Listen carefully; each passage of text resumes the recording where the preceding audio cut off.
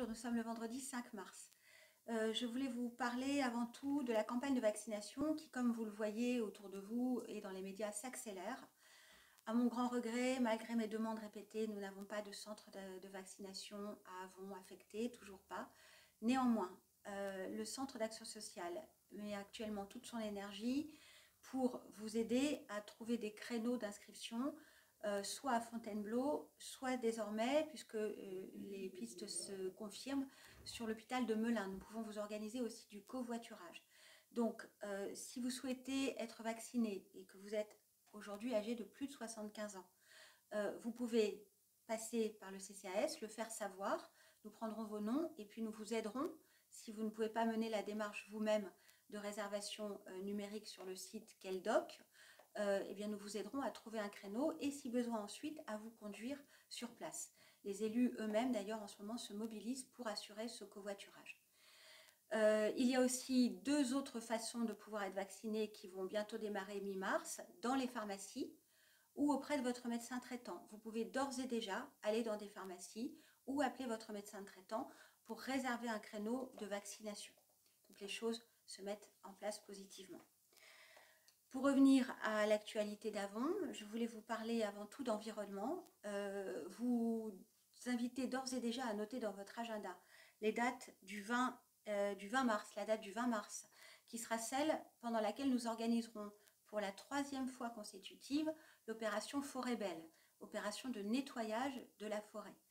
Une action citoyenne que je vous propose de faire encore une fois cette année dans des conditions sanitaires un peu plus strictes, mais il suffira juste d'amener vos gants et le reste du matériel sera fourni. Vous avez bien sûr d'ores et déjà toutes les informations sur le site et les supports de la ville.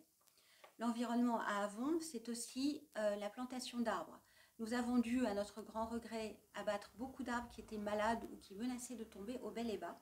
Mais nous en plantons énormément et je voulais vous dire que nous en avons planté cet hiver 632 d'essences très variées, en particulier des érables, des châtaigniers, des chênes, des ormes et une nouvelle campagne de plantation aura lieu l'hiver prochain. Le harcèlement, vous savez que c'est une thématique qui est à nos yeux très importante, je vous en ai déjà parlé. Dans le journal d'Avon que vous avez dû recevoir dans vos boîtes aux lettres, tout le plan de harcèlement est précisé, expliqué.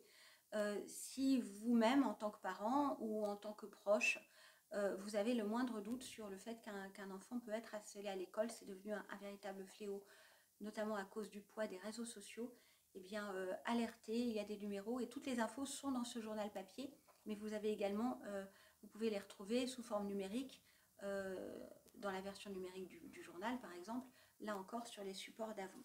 Vous avez vu d'ailleurs dans la ville, nous avons relancé une campagne pour que vous soyez très nombreux à télécharger l'application de la ville d'Avon qui vous permet d'avoir en temps réel toutes les informations nécessaires.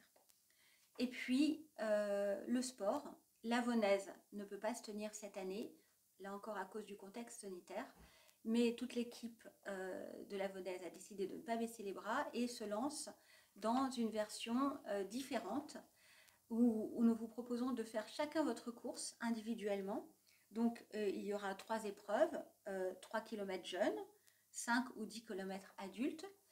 Le principe est simple, vous faites votre course de manière individuelle, vous vous inscrivez au préalable, exactement comme vous seriez enregistré pour la course collective. Et puis, eh bien, après, vous enregistrez votre temps. Et il y aura évidemment de la même manière après une restitution. La seule contrainte, c'est qu'il faut courir dans un parc ou dans un jardin. Et comme les années précédentes, l'Avonaise se veut aussi caritative, donc les profits des inscriptions, tous les droits des inscriptions seront reversés au Restaurant du Cœur d'Avon et à l'épicerie solidaire de Vulaine, qui est également très tournée vers la population de notre ville en difficulté. Voilà, écoutez, je vous dis à la semaine prochaine.